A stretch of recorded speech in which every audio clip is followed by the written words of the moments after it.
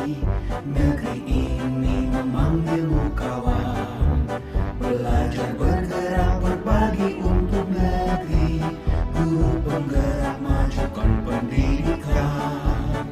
Guru penggerak menghamba pada murid. Kreatif rancang pembelajaran. Hargai potensi, tingkatkan prestasi. Lahirkan profil pelajar Pancasila. Belajar bergerak berbagi untuk negeri. Kita menjalin kolaborasi. Belajar bergerak berbagi untuk negeri. Demi bakti pada Ibu Pertiwi.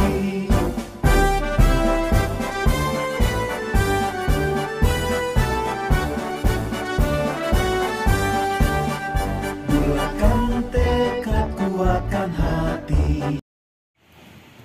Bismillahirrahmanirrahim. Assalamualaikum warahmatullahi wabarakatuh. Waalaikumsalam warahmatullahi wabarakatuh. Salam dan bahagia. Salam. Yang kami hormati Ibu Kepala TK Taman Indria II beserta rekan guru TK Taman Indria II Kota Probolinggo. Pertama-tama marilah kita haturkan puji syukur kehadirat Allah Subhanahu wa Ta'ala atas limpahan rahmat taufik serta hidayahnya kepada kita, sehingga pada hari ini kita bertemu, yang mana saya akan menyampaikan materi dari modul yang saya ikuti di program Guru Penggerak. Shalawat dan salam senantiasa tercurahkan kepada junjungan kita Nabi Muhammad SAW, keluarganya, sahabat-sahabatnya, serta umat yang mengikutinya sebagai penerus risalahnya sampai akhir zaman. Sebelumnya saya ucapkan terima kasih kepada Ibu Kepala TK Taman Indria II, juga rekan-rekan guru TK Taman Indria II yang memfasilitasi saya untuk dapat menyampaikan materi yang telah saya pelajari di modul 1.4 tentang budaya positif. Bisa kita lihat di sini, inilah kita, ibu-ibu ya, saya, ibu-ibu semua, beserta semua anak-anak peserta didik TK Taman Indria II dan juga kelompok bermain. Di situ anak-anak terlihat gembira sekali, termasuk kita. Kita gembira, ibu-ibu? Ya. Apakah kita bahagia? Bahagia. Karena menurut filosofi Ki Hajar Dewantara, kita sebagai guru itu adalah tugasnya menuntun murid sesuai kodrat alam dan kodrat zaman agar mereka menemukan kebahagiaan dan keselamatan yang setinggi-tingginya, baik mereka sebagai manusia maupun sebagai anggota masyarakat. Baik, next. Materi yang saya ikuti di modul 1.4 tentang budaya positif, yang hari ini saya akan diseminasikan pemahaman dan penerapan modul budaya positif sebagai kegiatan aksi nyata saya di modul 1.4. Next. Konsep yang saya pelajari di modul budaya positif adalah pembelajaran paradigma baru, disiplin positif dan nilai-nilai kebajikan, kebutuhan dasar manusia, keyakinan kelas, teori motivasi, dan segitiga restitusi. Nah, dari sini saya punya sesuatu untuk ibu-ibu. Saya punya selembar kertas. Bisa dibantu untuk membagikan.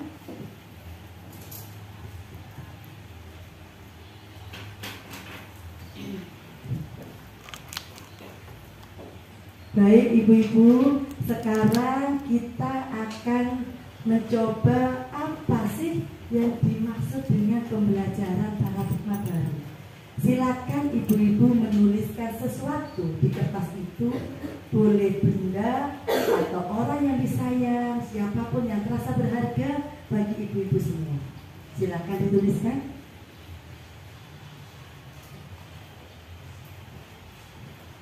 Setelah menuliskan, silakan nanti kertas itu ibu genggam di tangan ibu, boleh dilipat kecil, silakan digenggam.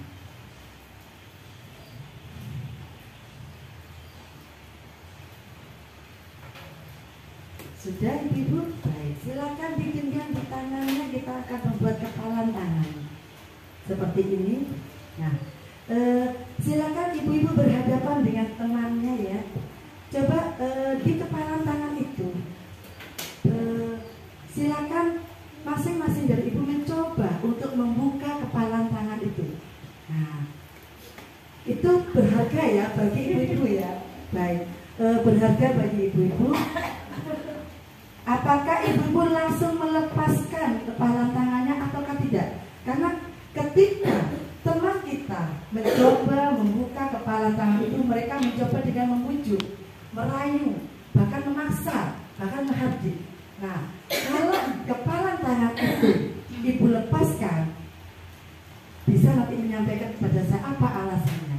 Ataukah kalau sesuatu berharga itu ibu-ibu mencoba mempertahankan. Nah, sekarang monggo, mungkin ada yang mau menyampaikan. Kepalan tangan itu segera dilepaskan atau tidak ketika teman kita mencoba memaksa. Mungkin dari Bu Reta. Mungkin kalau menurut saya akan mencoba dulu untuk mempertahankan kepala tangan saya sesuai dengan kemampuan saya. Baik. Mungkin ada lagi Bu? Ada lagi? Cukup? Baik. Terima kasih Bu Reta. Tapi Bu Reta menyatakan kalau kepalan tangannya itu berusaha untuk mempertahankan dulu. Karena terasa berharga ya. Berharga bagi kita. Karena mungkin itu satu-satunya milik kita ya. Baik, silakan di next dulu. Nah, ini adalah pembelajaran paradigma baru. Pembelajaran paradigma baru adalah pembelajaran yang merupakan pembelajaran yang memperhatikan kebutuhan belajar murid dalam mewujudkan murid yang mencerminkan profil belajar Pancasila. Ibu-ibu tahu apakah dimensi profil belajar Pancasila? Bisa disebutkan Ibu? Ya, beriman, bertakwa kepada Tuhan Yang Maha Esa, dan berakhlak mulia, mandiri, bergotong royong, berkebinekaan global, kreatif, dan bernalar budi. Terima kasih. Nah, apa yang disampaikan oleh Bu Reta tadi, bahwa Bu Reta itu mempertahankan kepunyaannya sendiri. Berarti Bu Reta itu mengontrol dirinya sendiri, bukan orang lain yang mengontrol ya. Tetapi Bu Reta bisa mengontrol dirinya sendiri, tidak terpengaruh oleh orang lain. Nah, pembelajaran paradigma baru itu adalah perubahan dari stimulus respon menjadi teori kontrol. Kalau dulu kita mungkin sampai saat ini ya, pembelajaran yang kita lakukan itu adalah stimulus respon. Kita memberikan stimulus kepada murid, memberikan rangsangan kepada mereka, lalu ada respon dari murid. Tetapi stimulus yang kita lakukan itu adalah stimulus yang kehendak kita sebagai guru untuk diikuti oleh mereka. Tetapi di paradigma baru ini, teori kontrol itu bukan stimulus respon. Nah, ada ilusi guru mengontrol murid. Jadi gurunya mengontrol murid, muridnya harus mengikuti kehendak guru. Ilusi bahwa kritik dan membuat orang merasa bersalah itu dapat menguatkan karakter. Kita biasa sebagai guru kan pasti menyalahkan murid ya, karena kita merasa kita orang dewasa dan selalu benar. Nah, kita selalu mengkritik murid kita dan membuat orang merasa bersalah. Kita pikir dapat menguatkan karakter. Ilusi bahwa semua penguatan positif, efektif, dan bermanfaat. Ilusi bahwa orang dewasa memiliki hak untuk memaksa. Kita sebagai guru merasa memiliki hak untuk memaksa mereka untuk melakukan apa yang kita mau. Next, Bu. Di sini perubahan dari stimulus respon menjadi teori kontrol. Ada perbedaannya. Stimulus respon, kita mencoba mengubah orang agar berpandangan sama dengan kita. Jadi, murid saya harus sama dengan saya. Kalau saya A, murid saya A. Saya B, murid saya B. Nah itu kita mencoba mengubah orang agar agar berpandang sama dengan kita. Perilaku buruk dilihat sebagai suatu kesalahan. Orang lain bisa mengontrol saya bisa mengontrol orang lain. Pemaksaan ada pada saat bujukan gagal. Jadi ketika kita membujuk murid kita untuk melakukan kegiatan di kelas, mereka tidak mau. Kita merayu mereka, kita membujuk mereka. Karena mereka nggak mau, kita memaksakan, ya harus. Nah, itu memaksakan. Berpikir menang kalah. Jadi kalau di stimulus seperti itu, kita berpikirnya menang kalah. Ada anak yang bisa, dia menang. Ada anak yang tidak bisa, dia kalah. Tetapi di teori kontrol, yang merupakan teori pilihan, dicetuskan oleh Dr. William Glasser tahun 1984, bahwa kita berusaha memahami pandangan orang lain tentang dunia. Dimulai dari hal kecil ketika kita di kelas. Kita sebagai guru berusaha memahami apa pandangan murid terhadap sesuatu, terhadap dunia. Jadi kita masuk ke dunia mereka, kita tahu apa yang mereka pahami. Semua perilaku memiliki tujuan. Hanya Anda yang bisa mengontrol diri Anda. Seperti tadi Bu Neta bilang, mempertahankan miliknya ya. Jadi diri kita yang bisa mengontrol kita sendiri, bukan orang lain yang mengontrol kita. Anda tidak bisa mengontrol orang lain. Jadi mengontrol diri itu dimulai dari diri kita sendiri. Kolaborasi dan konsensus menciptakan pilihan-pilihan baru. Model berpikirnya di teori kontrol ini adalah menang-menang. Jadi ketika di kelas, anak-anak itu tidak ada yang ini menang, ini kalah, tidak. Semuanya menang semua. Jadi aura positifnya nanti muncul pada anak. Next.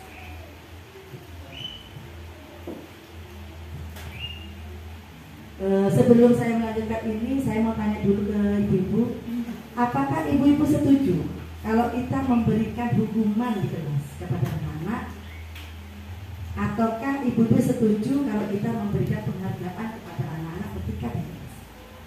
Monggo.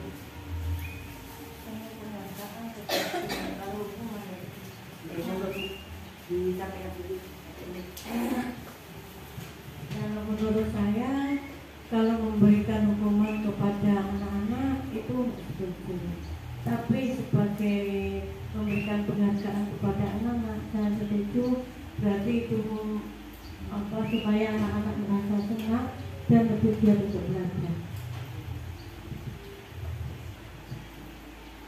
Terima kasih Bu Rani karena menyatakan bahwa memberikan hukuman kepada anak-anak itu tidak setuju, karena nanti anak-anak takut atau apa ya. Memberikan penghargaan setuju biar anak-anak tambah semangat, begitu Bu ya. Baik, nanti kita ketemu Bu ya, karena saya di sini bukan menggurui, bukan saya lebih bisa, tetapi saya menyampaikan apa yang saya pelajari di modul budaya positif.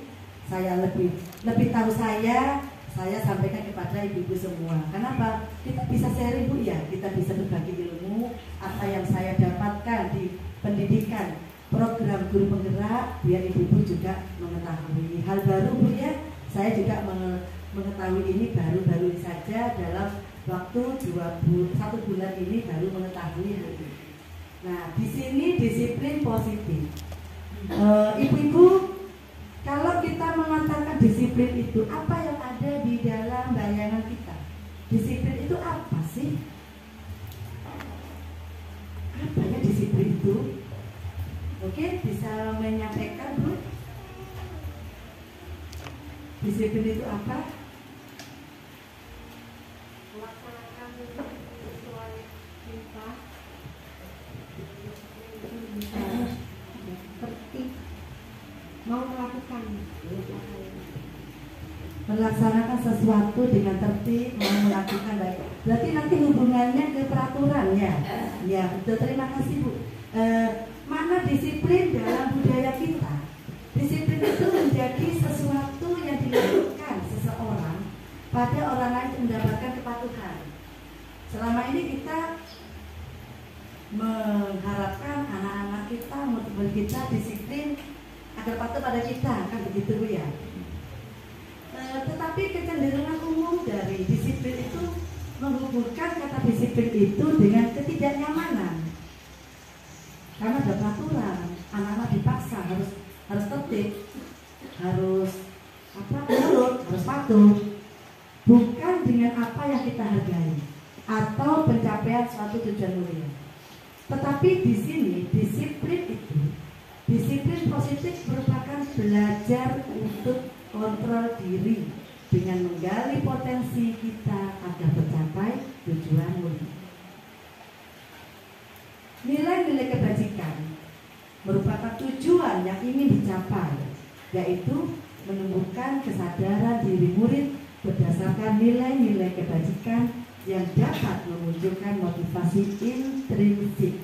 Motivasi intrinsik itu adalah motivasi dari dalam diri murid kita sendiri, kesadaran diri mereka untuk melakukan sesuatu.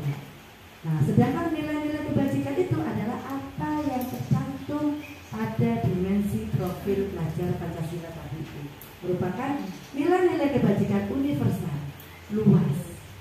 Jadi nilai-nilai kebajikan itu tercermin pada profil pelajar Pancasila. Yes. Teori motivasi perilaku manusia. Merdeka itu yang kita gadang-gadangkan pada anak-anak.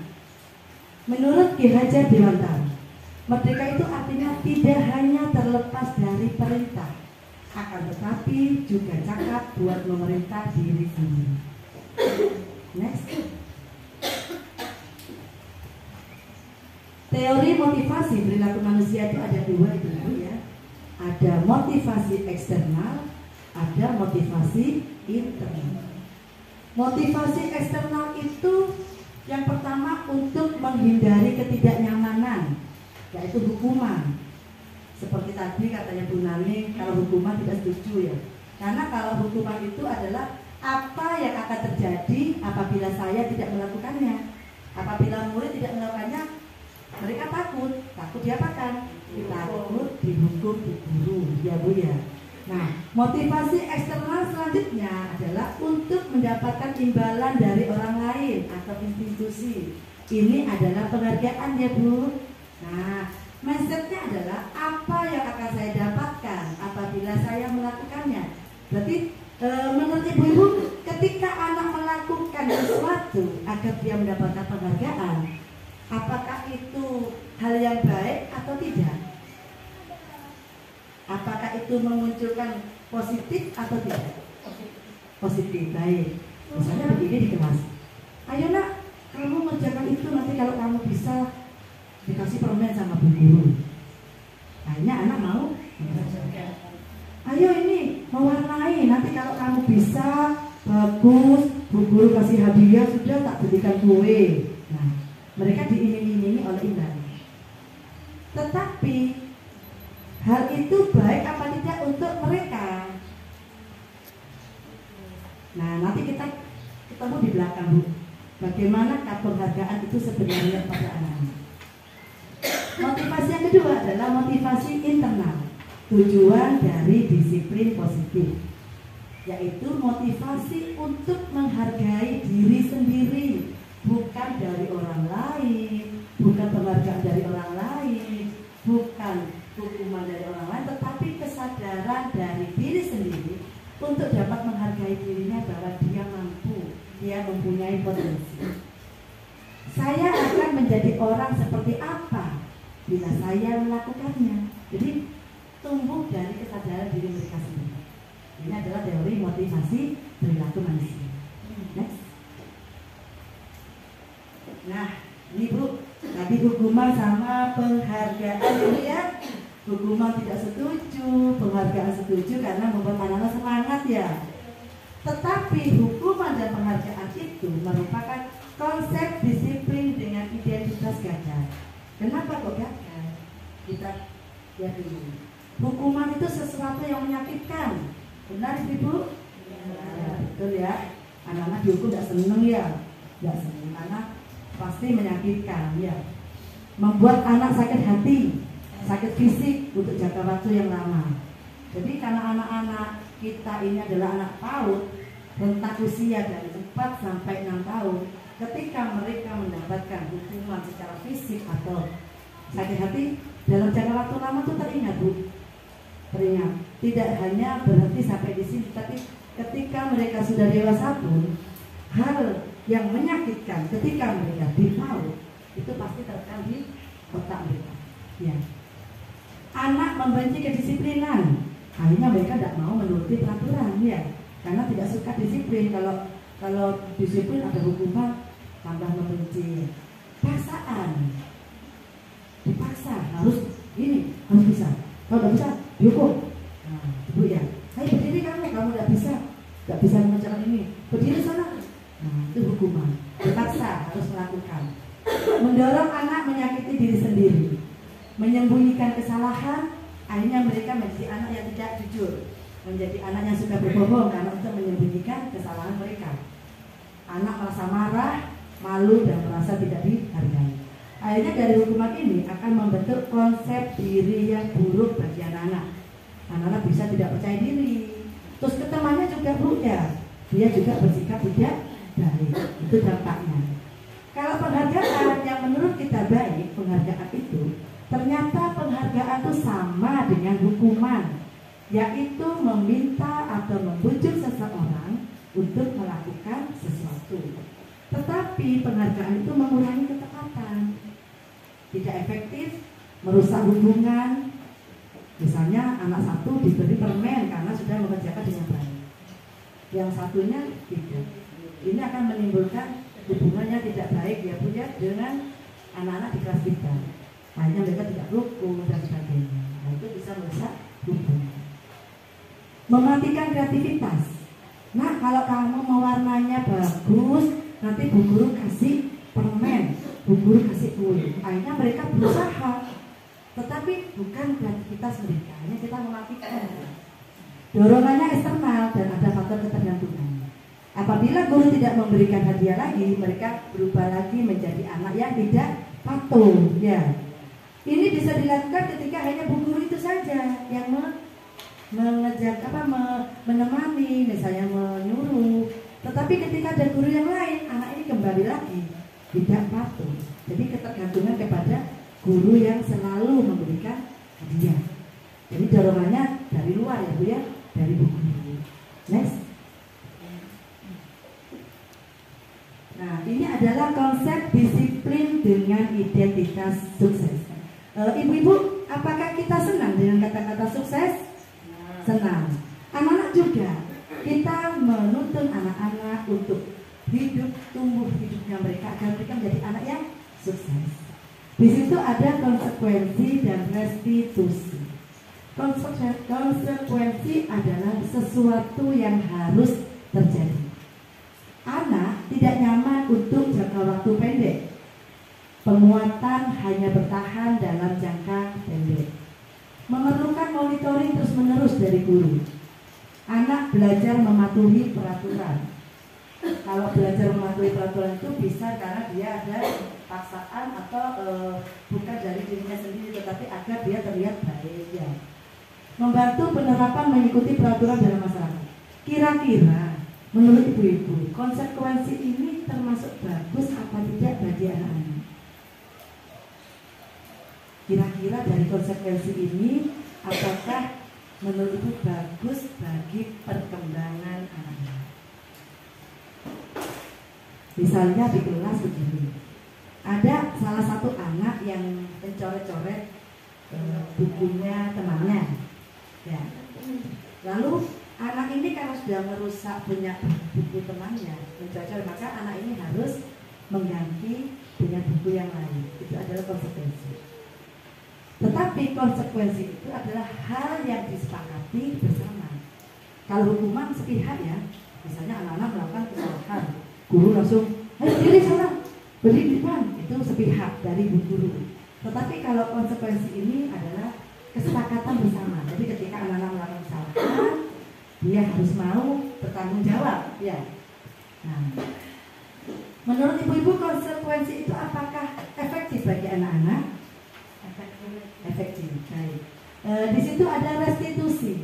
Restitusi itu merupakan pilihan menguatkan murid dalam jangka waktu yang panjang ke depan, gitu ya. Kalau konsekuensi jangka waktunya pendek, hanya pada saat itu dan tidak panjang. Kalau restitusi penguatannya ke anak-anak itu dalam jangka waktu yang panjang, masalah terpecahkan. Murid belajar bertanggung jawab terhadap perilakunya karena ada dorongan dari diri sendiri. Murid menghargai dirinya sendiri dan orang lain. Motivasi adalah intrinsik, itu adalah restitusi. Nah, kira-kira antara konsekuensi dan restitusi ini manakah yang menurut Ibu kita bisa menjadi pilihan bagi kita? Restitusi. Baik, next. Nah, kita belajar bersama Ibu-ibu ya. Sama-sama belajar. Apakah itu restitusi? Restitusi adalah proses menciptakan kondisi bagi murid untuk memperbaiki kesalahan mereka, sehingga mereka bisa kembali pada kelompok mereka dengan karakter yang lebih kuat. Restitusi merupakan proses kolaboratif yang mengajarkan murid untuk mencari solusi untuk masalah mereka. Biasanya kita mengatakan problem solving. Nah, di restitusi ini adalah mengajarkan murid untuk mencari solusi dari masalah mereka. Ciri-ciri restitusi itu adalah bukan menebus kesalahan, tetapi belajar dari kesalahan. Memperbaiki hubungan, tawaran bukan paksaan. Menuntun untuk melihat ke dalam diri. Jadi untuk menuntun mereka melihat ke dalam diri mereka. Mencari kebutuhan dasar yang mendasari tindakan. Fokus pada karakter, bukan pada tindakan. Jadi bukan pada tindakannya, tetapi fokus pada karakternya. Fokus pada solusi. Restitusi adalah cara yang paling baik sehingga anak-anak dapat kembali kepada kelompok mereka dengan karakter yang lebih kuat. Next. Keyakinan kelas. Mengapa tidak peraturan saja? Mengapa harus keyakinan kelas? Tadi yang disampaikan oleh Bu Reta, anak-anak itu akan mengikuti peraturan ya. Menurut Bu Reta, peraturan itu bagaimana ke anak-anak?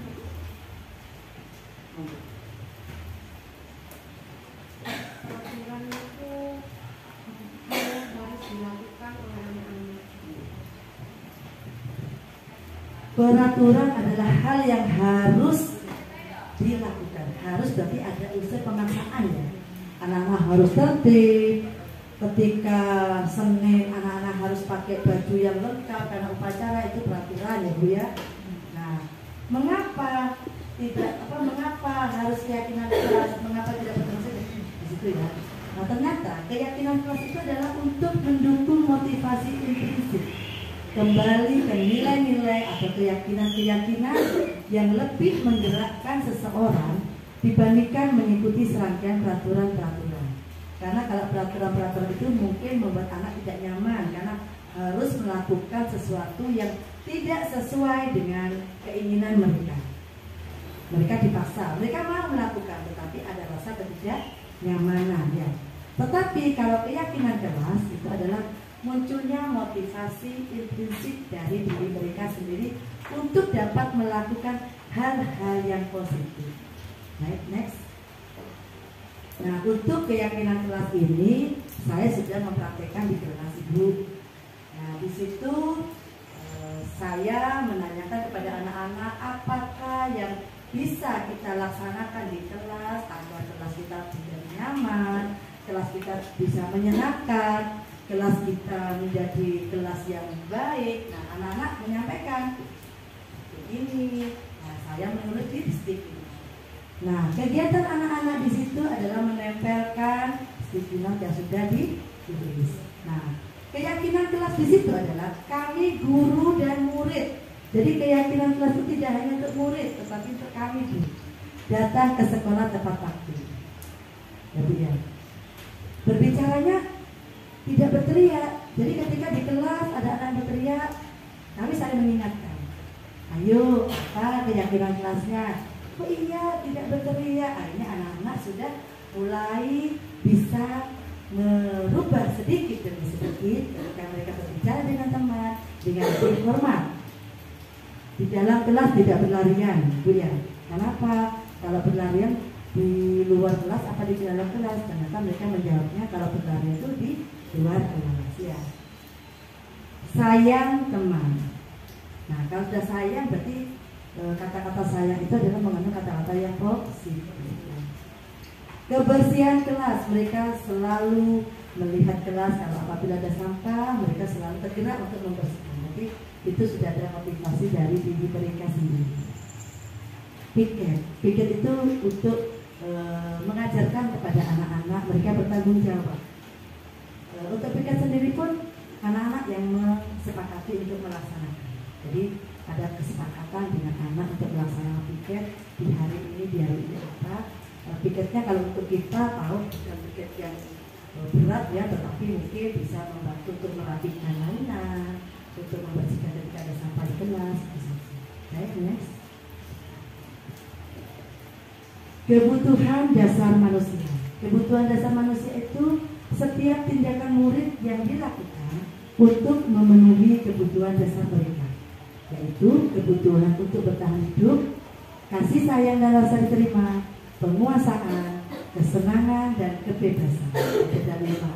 Misalnya ketika anak-anak datang ternyata terlambat, kita sebagai itu menanyakan, "Nak, kenapa kamu bisa terlambat?" "Iya Bu, tadi aku bangunnya siang, terus aku masih makan, masih sarapan pagi." Nah, itu adalah kebutuhan untuk bertahan hidup. Kasih sayang dan rasa terima, karena kita sejatinya ke anak-anak itu menuntun mereka agar mereka mencapai kebahagiaan. Jadi kita melimpahkan kasih sayang dan rasa terima kepada mereka. Kita memberikan kesenangan dan kebebasan kepada mereka untuk dapat menguasai apa yang mereka bisa lakukan dan mengenali potensi mereka. Next. 5 posisi kontrol guru.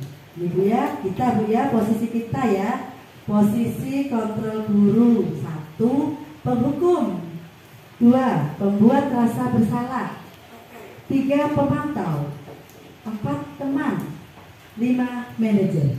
Kira-kira kita sebagai guru ketika selama ini pembelajaran, kita ada di posisi yang mana Bu? Ada di posisi yang mana? Yang penghukum, pembuat rasa bersalah, atau pemantau, atau teman, atau manajer? Pemantau. Adakah yang kita penghukum? Pernah? Penghukum pernah? Pernah ya? Oh, kalau saya mungkin pernah Bu ya, pernah melakukan penghukum. Terus pembuat rasa bersalah juga saya pernah, pemantau juga pernah, teman juga. Kita tidak menyadari ketika kita melakukan posisi tertentu sebagai penghukum. Biasanya di kelas ada yang ganggu teman ya. "Kamu ini apa? Kok ganggu teman? Ada kamu berdiri di sana." Itu kita sudah menjadi seorang penghukum ya. Sepakat tidak kalau penghukum itu kita diadakan sepihak antara guru saja, bukan kemauan anak ya Bu ya. Karena penghukum itu adalah sepihak ya, hanya dari pihak guru ya. Pembuat rasa bersalah, "Ayo Nak, kamu ini kerjakan Nak, kamu ini loh membuat ibu kecewa, ibu loh capek Nak, kalau kamu seperti itu terus." Nah, itu pembuat rasa bersalah. Akhirnya anak senang apa enggak kalau kita ngomongnya seperti itu? Tidak kan? Tidak senang ya. Next Bu. Nah, di sini Bu. 5 posisi kontrol. Penghukum dan pembuat orang bersalah. Ternyata kontrolnya dari luar, identitas gagal. Identitas gagal ya. Mereka berusaha untuk menghindari hukuman. Biasanya guru menunjuk-nunjuk murid, menyakiti, menghardik, meminta-minta, itu kita sebagai penghukum. Kalau kamu tidak mengerjakan itu, awas ya, tidak usah pulang kamu nanti. Atau kamu kalau mengerjakan, tidak usah istirahat nanti di kelas sudah. Nah, kita tidak menyadari Bu ya. Ternyata itu kita posisinya sebagai penghukum. Nah, ibu kecewa kalau kamu tidak mengerjakan itu. Kamu kamu tahu nggak, ibu itu loh lelah sekali. Kamu ini kok tidak mau melakukannya ya? Mama diam saja. Maaf Bu. Begitu ya. Kalau kita menjadi orang yang membuat orang merasa bersalah. Tetapi apakah kita berpikir perasaan anak-anak itu bagaimana ketika kita mengatakan seperti itu? Nah, ada lagi identitas berhasil atau sukses, yaitu teman dan pemantau. Mungkin selama ini kita menjadi pemantau dan teman ya. Dari 5 posisi kontrol ini, paling tidak kita minimalnya kita itu memposisikan diri kita sebagai seorang pemantau ya. Maksimal kita nanti bisa menjadi seorang manajer kepada anak-anak ya. Teman, kita bisa memposisikan sebagai teman. Ayo lakukan yuk demi ibu. Masa kamu tidak mau? Kita memposisikan sebagai teman. Tetapi anak-anak itu menjadi tergantung. Enggak, aku kalau nggak sama Bu Oliva nggak mau. Nah, ini ketergantungan mereka. Memang berhasil, tetapi ini kontrolnya dari luar. Jadi motivasinya dari eksternal. Pemantau. Doni, mulai tadi ibu itu lihat kamu itu sudah 1, 2, 3 kali mengganggu teman. Begitu Bu ya. Gurunya memantau, mana sih teman? Bu sekarang 4 kali sudah, lo sekarang 5 kali sudah. Nah gurunya memantau, menghitung dan mengukur apa yang dikerjakan oleh Bu. Mulai tadi Bu guru lihat ya, sudah 5 kali kamu itu. Mulai tadi, nah itu adalah pemantau Bu ya. Jadi anak-anak itu menyelesaikan diri bila diawasi. Nah, identitas berhasil adalah manajer. Jadi kita menghargai diri sendiri, menghargai mereka, mengajukan pertanyaan-pertanyaan. Apa yang kita yakini apabila kau mengerjakan ini untuk memperbaiki masa lalu. Next. Nah, ini adalah segitiga restitusi. Ada 3, menstabilkan identitas, validasi kebutuhan, menyanyikan keyakinan. Next, saya catatkan satu-satu. Di sini menstabilkan identitas adalah untuk membuat anak yang merasa gagal karena berbuat salah menjadi positif terhadap dirinya. Ya. Guru berkata, berbuat salah itu manusiawi. Ibu juga pernah berbuat salah. Kita bisa menyelesaikan masalah ini. Setiap orang pasti pernah melakukan kesalahan. Jadi ketika anak-anak melakukan kesalahan, tetap kita membuat mereka menjadi positif terhadap dirinya sendiri. Next. Validasi kebutuhan, membantu murid mengenali kebutuhan dasar yang ingin dipenuhinya ketika melakukan kesalahan itu. Pada dasarnya setiap tindakan manusia adalah untuk memenuhi kebutuhan dasar, baik itu bertahan hidup, kebebasan, kasih sayang dan rasa diterima, penguasaan serta kesenangan. Jadi ketika anak-anak kesalahan, kita memvalidasi kebutuhan mereka. Kamu pasti punya alasan untuk melakukan itu. Apa yang penting bagimu? Apakah kamu bisa melakukannya lebih baik besok? Nah, itu adalah validasi kebutuhan. Menanyakan keyakinan. Anak melihat kesalahannya dihubungkan dengan norma sosial dan nilai-nilai yang mendasari manusia berinteraksi dengan orang lain. Apa nilai yang kita percaya di kelas atau sekolah kita? Apa yang kamu rasakan? Ketika kamu melakukan itu, kamu ingin jadi anak seperti apa? Nah, itu menanyakan keyakinan mereka. Next. Thank you, semoga bermanfaat. Dari tadi segitiga restitusi, ada posisi kontrol dulu. Dari sini mungkin ada yang mau ditanyakan, monggo. Itu adalah materi dari modul budaya positif ya Ibu ya. Mungkin bisa dipahami oleh Ibu. Nanti kita mencoba belajar untuk menerapkannya secara pelan-pelan ya Bu. Di kelas kita terutama. Siapa yang mau bertanya, monggo. Ya, terima kasih. Assalamualaikum warahmatullahi wabarakatuh. Waalaikumsalam. Selama ini kami memberi peraturan kepada anak, sehingga dari materi ini kami mencoba untuk menerapkan budaya positif ini. Apakah cara ini efektif untuk anak PAUD. Terima kasih Bu Indah. Pertanyaan Bu Indah adalah apakah cara ini budaya positif tersebut efektif bagi anak PAUD? Karena saya sudah mempraktekkan di kelas saya, walaupun dalam waktu yang masih tidak terlalu lama ya Bu ya, karena baru mempelajari, tetapi saya melihat ada perubahan terhadap anak-anak di kelas saya.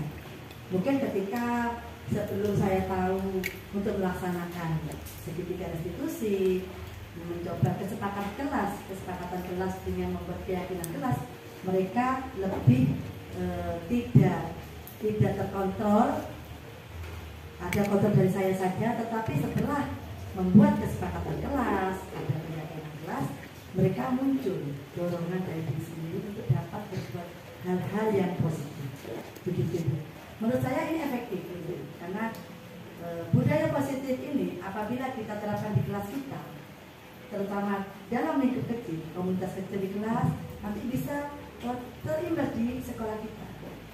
Jadi tujuan kita untuk membentuk sekolah yang mencerminkan profil pelajar Pancasila, insya Allah dapat terwujud.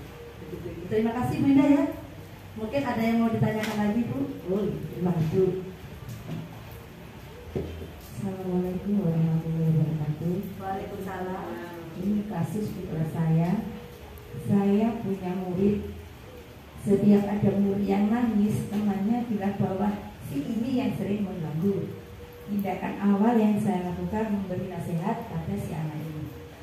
Di saat kesalahan sering dilakukan sama anak ini, akhirnya saya mengambil tindakan agar anak yang diganggu tadi membalas apa yang dilakukan oleh pengganggu ini. Apakah tindakan saya ini benar? Terima kasih. Mungkin bisa dilihat dari yang hukuman tadi Bu ya, yang hukuman yang sebelumnya. Dari apa yang disampaikan Bu Hari itu adalah ada dua anak yang tidak sama pendapatnya Bu ya. Dari ada yang ganggu terus memberi nasihat. Kita sebagai guru bisa memberi nasihat, tetapi setelah mempelajari ini mungkin nasihatnya adalah kita memunculkan motivasi dari diri mereka. Apakah yang telah mereka lakukan itu baik atau tidak? Nah, ini pengajar Bu ya. Nasihat itu baik bisa kita laksanakan Bu ya. Tetapi tentunya kita harus perhatikan memberikan nasihat kepada satu anak, yang satunya tidak diberi nasihat nanti bisa merusak hubungan mereka. Ya, jadi ketika kita memberikan nasihat tentunya bukan hukuman Bu ya. Nasihat dan kita menanyakan keyakinan mereka apakah yang mereka lakukan itu benar atau salah. Jadi mereka kita gali potensi dari diri mereka sendiri, motivasi apakah mereka itu sudah berbuat benar. Begitu Bu ya. Baik, terima kasih teman-teman semuanya atas waktunya yang diberikan kepada saya dan kesempatan saya untuk dapat menyampaikan diseminasi pemahaman dan penerapan modul budaya positif yang insya Allah bisa kita terapkan ya, mungkin untuk ke depan kita belajar untuk menerapkannya di sekolah kita. Baik, terima kasih. Itu yang dari saya. Wabillahi taufiq wal hidayah. Wassalamualaikum warahmatullahi wabarakatuh. Assalamualaikum warahmatullahi wabarakatuh. Perkenalkan, saya Sherly Fardiana selaku Kepala TK Taman Indria 2 menanggapi pemaparan materi oleh Bunda Holifah tentang diseminasi pemahaman dan penerapan modul budaya positif yang disampaikan tadi cukup menarik dan cukup bagus, apalagi di situ ada contoh konkret yang bisa kita lihat, yaitu membuat keyakinan kelas. Harapan kami keyakinan kelas yang disampaikan tadi bisa diterapkan di kelas yang lain, bukan satu kelas, khususnya di TK Taman Indria 2. Dengan seperti itu meningkatkan motivasi anak untuk belajar lebih baik lagi, lebih menyenangkan lagi. Mungkin itu yang bisa saya sampaikan. Wassalamualaikum warahmatullahi wabarakatuh. Assalamualaikum warahmatullahi wabarakatuh. Perkenalkan, nama saya Reta Yuliani Fajrin, saya guru TK Taman Indria 2. Di sini saya akan menyampaikan pendapat saya terhadap pemaparan yang disampaikan oleh Bu Holifah tentang modul budaya positif. Alhamdulillah saya merasa senang sekali bisa mendapatkan ilmu baru yang bisa saya terapkan di sekolah. Dari materi yang tadi dijelaskan sama Bu Khalifah itu sangat bermanfaat sekali untuk anak-anak tentunya. Jadi anak-anak itu bisa mengontrol dirinya sendiri, bisa menghargai dirinya sendiri dengan kegiatan yang mereka lakukan di sekolah.